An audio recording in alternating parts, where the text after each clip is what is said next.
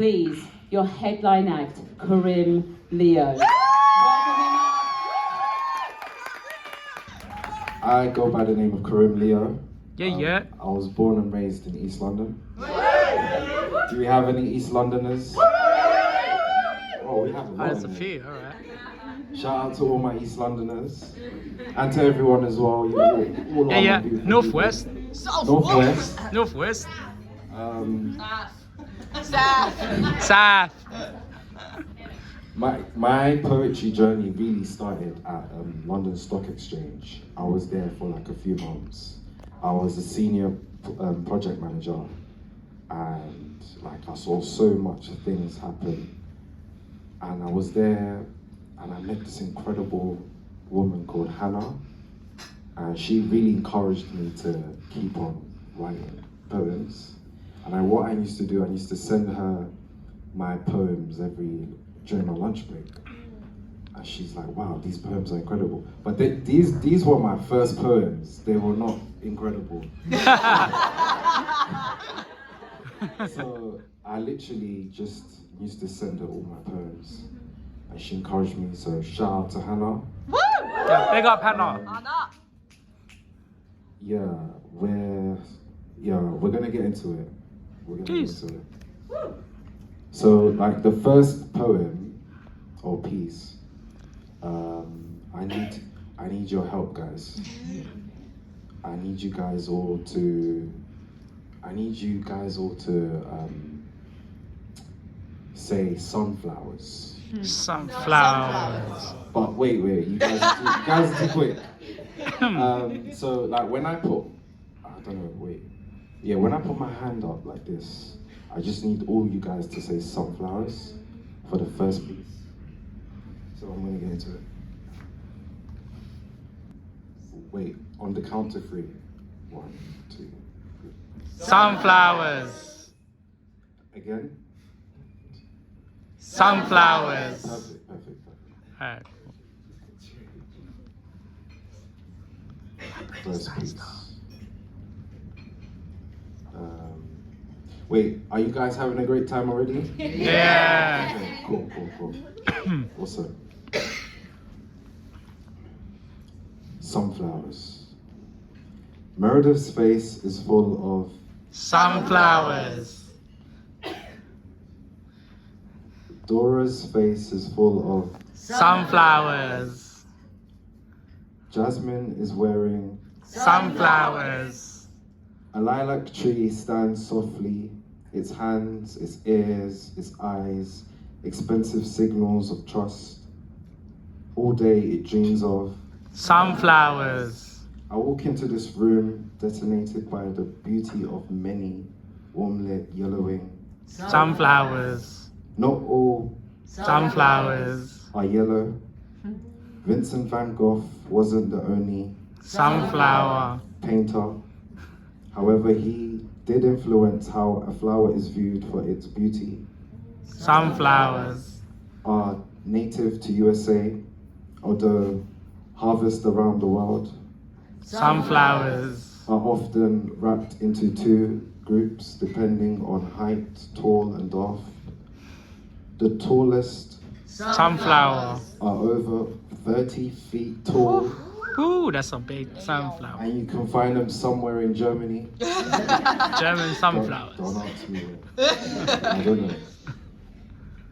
Collect all the bliss you can find and never let the chaos kill order Sunflowers. inside of you. The Chinese believe Sunflowers. are linked to immortality. I believe they represent rising, radiating love. Thank you. That was Yeah. Sunflowers.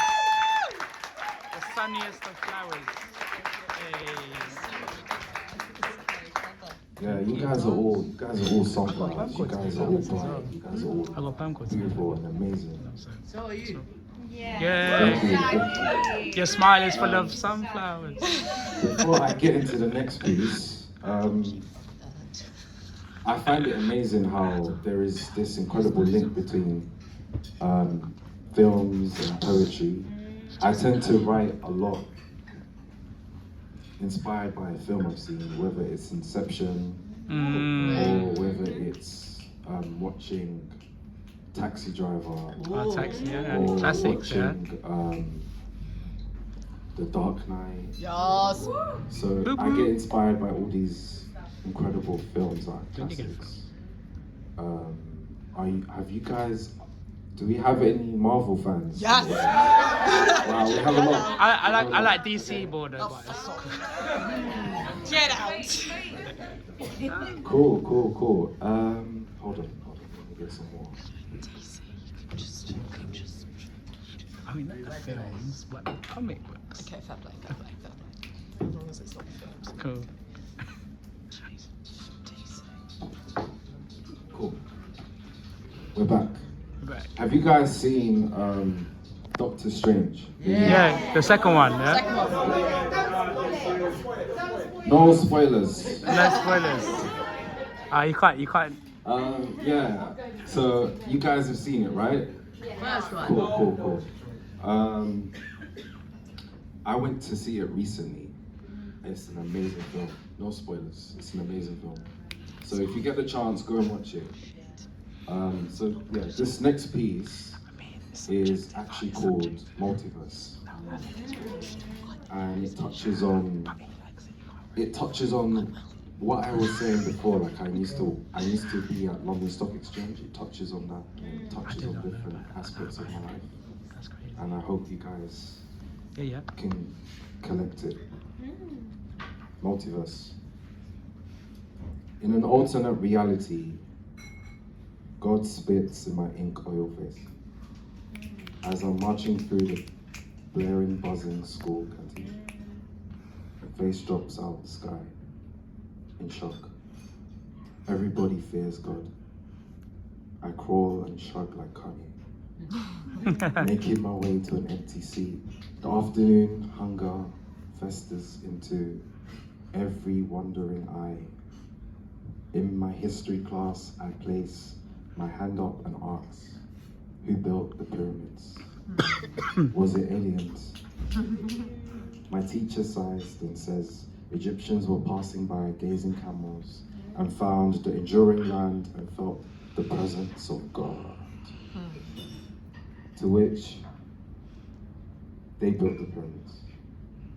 I get up and walk out of the school, burning leaves behind.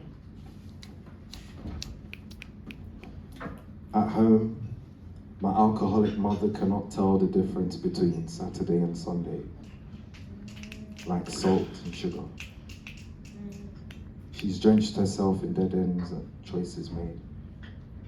I'm wearing a high-fashion Amy Winehouse t-shirt, about to meet up with my delinquent friends to go to a secret underground, soul-pleasing rave somewhere in South London.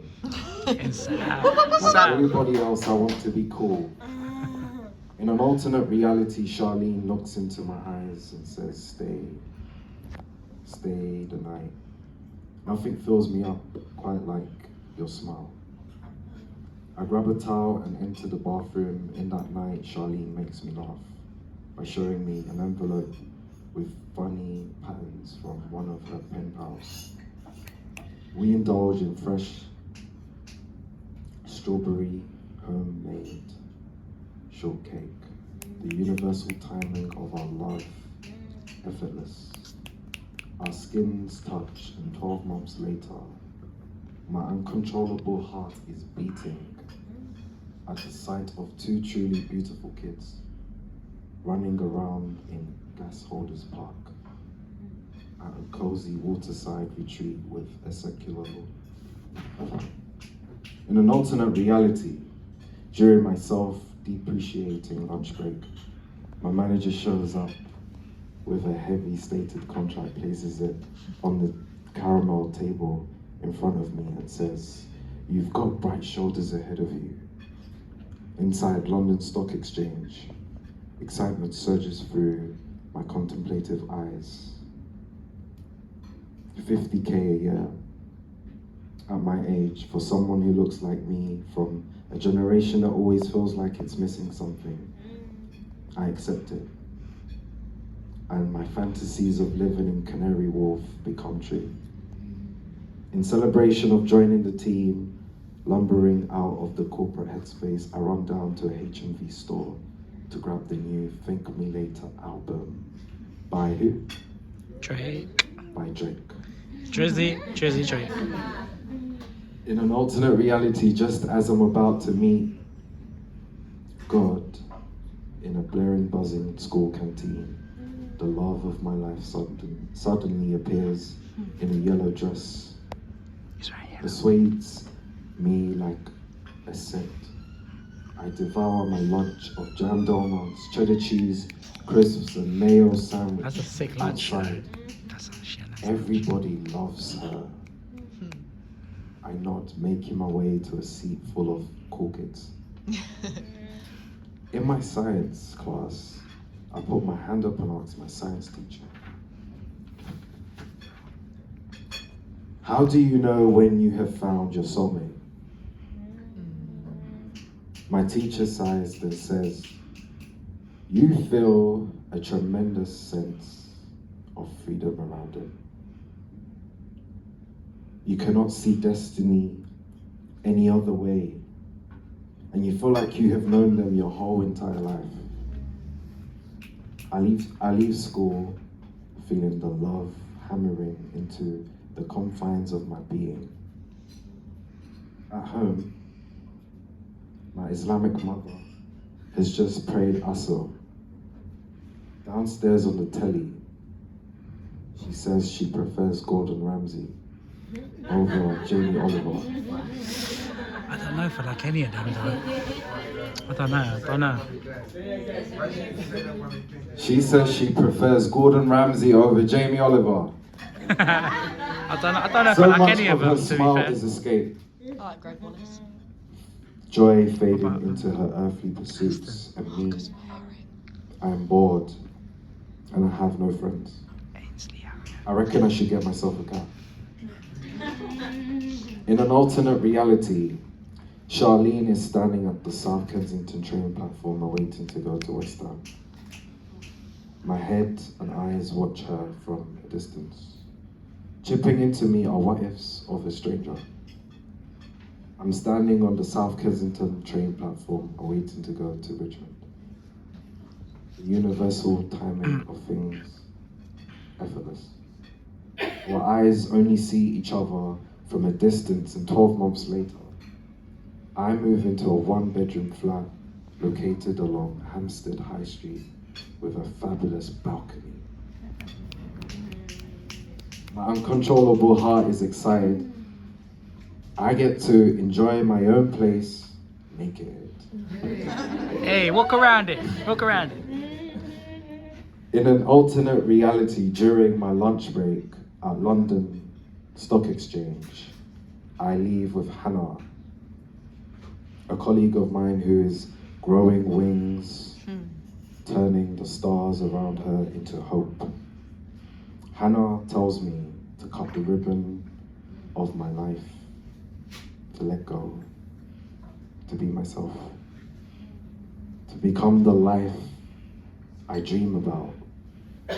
Hannah tells me I'm not the lies I tell myself. I am the truths I'm afraid to pursue.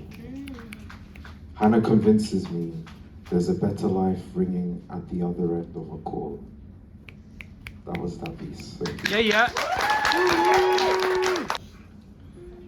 Yeah, I really want to say, like, if you are a writer or an artist or in the creative scene, industry, like, keep going, believe in your source, trust your time, trust your work, and yeah, go to as many places as possible, talk to people, network. You never know who you're gonna meet. And you never know, like, what you're working on, even if you feel like it's not good enough, even if you feel like it's not there, you never know where it's gonna lead to. So, like, just believe in yourself. Like we all, we all have to take one step at a time to get to where we want to go to. So that's for all of you guys. Yeah. Yeah, the other day I was wondering, like, what does the Prime Minister do? Like, Nothing. Does nothing. I was thinking, like, what does the Prime Minister do? Forest. Tax the fuck out of this. Yeah, I know that the Prime Minister, like, they collect their bodies and put them in the government, and They have like, secret parties. they go to all these Secret interesting parties. meetings. And they get free food sometimes, Subsidized alcohol as well. and they just chat shit basically. Yes! Chat shit, get banged. So, yeah, I wrote. So this next piece is called "If I Was Prime Minister." Hey. It's a new piece. Manifest that. New shit! New It's a shit. new shit. We're gonna get into it. If I was Prime Minister. If I was Prime Minister, TFL London would be free. Yay. Alright. Boy, I need that shit. I need that shit right now. If I was Prime Minister, Manifest that. TFL London would be free. Hey, woo woo. Sitting on the grey fossil chairs of Jubilee Line from Canning Town to Stanmore. Hands holding newspapers reading how Priti Patel got deported to a Yeah, come on. Yeah. Support that. linguistic region in Rwanda. Strangers sharing a gaze. The warmth, the London sun, gossip on the lips of conversationalists. Overworked bodies sleeping on the tube between Stratford and Green Park. Drifting in space. Richard Branson. The cost of electricity rising like a balloon in a tarmac. Smoke sliced air. Illuminating faces as I walk through Waterloo. Packed with commuters, tourists, students, parents, artists, entrepreneurs. Laughing and lounging, enjoying the vastness of a city that smuggles us with complexity. If I was Prime Minister, Shepherd's Bush, Westfield would be turned into luxury apartments for the homeless. Yes! Say it again! If I was Prime Minister, Shepherd's Bush, Westfield would be turned into luxury apartments for the homeless. Large oak trees planted at designated spots. A secure gated community into the Westfield complex. Publicly accessible gyms, libraries, cinemas, theatre programs, educational courses for the homeless. Homeless people are not the problem. They are the result of the problem. If I was Prime Minister, I would hire graffiti artists and interior designers to decorate inside Big Ben. Yeah, come on. That sounds sick. That sounds sick. British cultural mess. Cost 80 million Oh of my extreme God. disappointment. Just to make it clean. Every year in Hyde Park, science teachers from different boroughs would gather with thousands of students to meditate, relax, This is crazy, man. unwind, soak in the nature. Hoping this teaches students to respect the beauty of nature around, emphasizing empathy and harmony amongst us and amongst schools. Hoping this teaches us to cleanse our hearts and heal. Every year in Hyde Park, students from different secondary schools meditating instead of isolated classroom detentions. In Liverpool Street Station, there would be a machine that gives you £1.50 For every can, glass, or bottle you recycle. They do that in some It's a places. refund for a deposit Yeah. that you pay when purchasing the item. This is an incentive to make London a more cleaner and welcoming, wonderful place.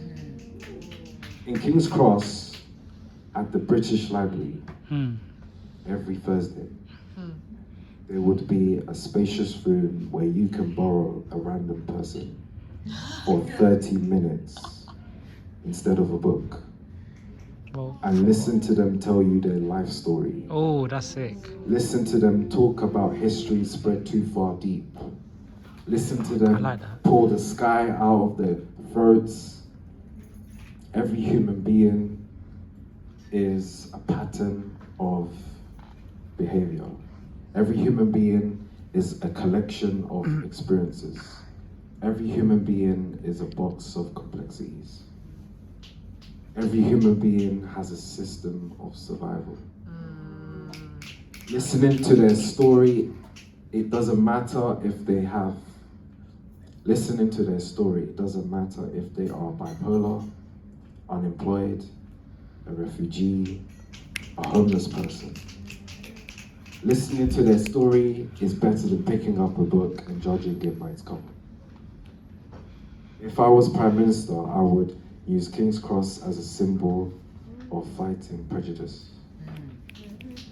The Mayor of London would visit community centres and choose youths at random to help plant various fruit trees along the city sidewalks in London Bridge, Southwark, Paddington, Aldgate, Harrow, Tottenham, Canning Town, Brixton, Covent Garden.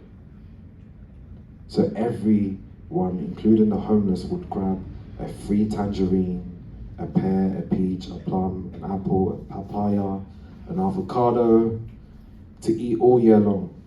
That's sick. If I was Prime Minister, the minimum wage would be £25 per hour. Come on. Yes, let's do that.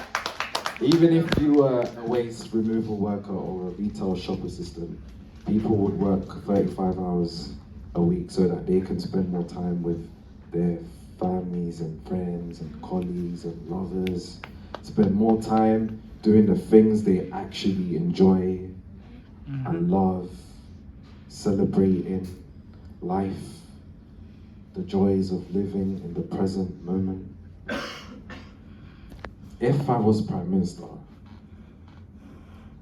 secondary schools would be studying the poetic, dense, and socially conscious lyrics of Little Sims, The biggest. Akala, Yeah. Dave, Dave. for English GCSEs. Students would explore the impact creative writing has on society. How London is a crowded, grime-loving city of Great. conflicted ideas. Students would explore Stormzy's influence on the tender fluid scene, expanding beyond the River Thames into the unnerving depths of Europe. If I was Prime Minister, the Siri voice inside London buses would be Mo Gilligan's voice. Yeah. Or big nasty. I wouldn't mind big nasty as well. Big nasty. Yeah. Big If nasty. I was Prime Minister, the Siri voice inside London buses would be Mo Gilligan's voice. Bus 35, just approaching Shoreditch High Street, saying, Journey! Can we get a couple cans, love? Yeah, that's it. Thank you. Yeah.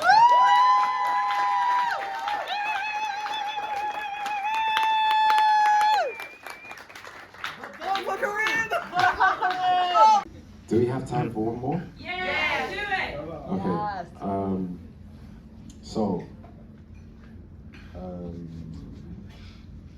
Cool. I'm gonna take you guys on a journey to my homeland, to my origins. Some of you guys have heard this poem before, so don't spoil it for those that haven't heard it. No spoilers. No spoilers alert. No spoilers. That's the hashtag. So yeah, I'm gonna take you guys to my homeland. Before I do that, I just want to say it's truly been it's truly been a pleasure to be with you all here today. Like, you guys could have been anywhere else in the world. You could have been, I don't know, you could have been at the Tate Modern, or I don't know, you could have been partying somewhere, like, and you guys are all here. This is like really, really special. So big up you guys.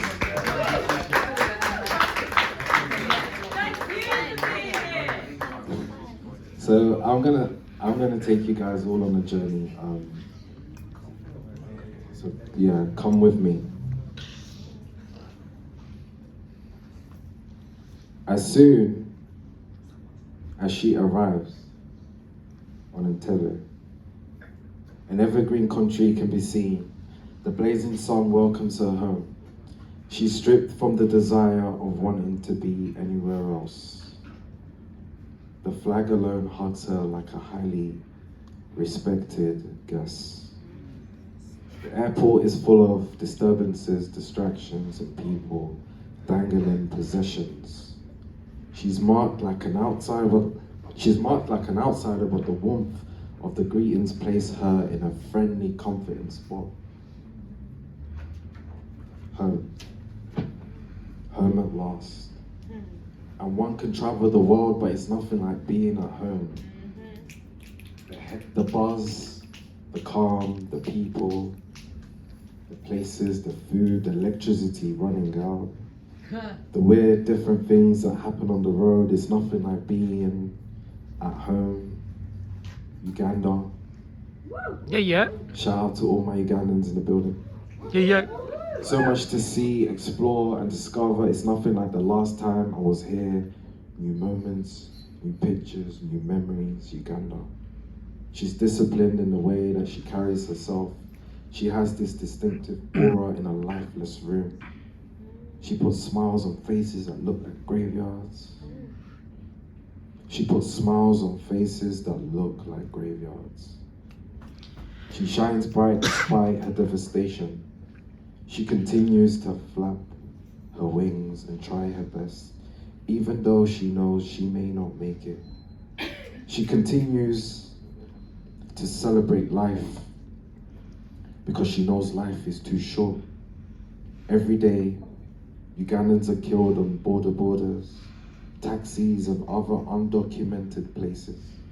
She will worm her way through just to get to the city because she knows it's the key to prosperity. Everyone wants to be in Kampala. Everyone wants to be in Kampala. Everyone wants to be in Kampala. The head, the hub, the hotspot. Everyone's seeking a quick triumph up the ladder. Famous faces roaming in Uganda. There is nobody like her. She's the pearl that was left on the side that they say is rare. Even if she rises or falls, she stays true to her values. Her skin are hands that caress the very fabrics of your energy. Her people are dark and beautiful, employed or unemployed, happy and humble, living in huts, houses and mansions, dust and well-developed roads. It doesn't really matter. She makes room for everyone. She always has enough cassava. She always has a plate of mandazi. She does not really complain. She is grateful for what she has. Her kids play in the sun. Some people find home in the speeches of Obama. Some people find home in the files of an office building. Some people find home in the sight of a sunset. I find home when I look into the eyes of Uganda. She may not have it all figured out, but her green leaves, tropical forests, heavenly mountains say a lot. Her ever-enduring love is worthy of mention. Uganda, a home, a feeling, a retreat, a reminder, a history that escapes itself, a trail into something extraordinary, beautiful. Come on. And she does not even know that everything that comes into contact with her just so happens to fall in love. Everything about her sends goosebumps into the pipelines of your body, wherever you just so happen to find yourself, in the mountains.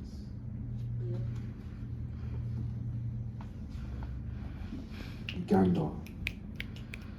She will make you feel good without touching your hands. A home is a place that makes you come alive. And when you are around her, she will bring out all the joys of being alive. Thank you. Yeah, yeah. Yeah, Give it yeah. up for Karim.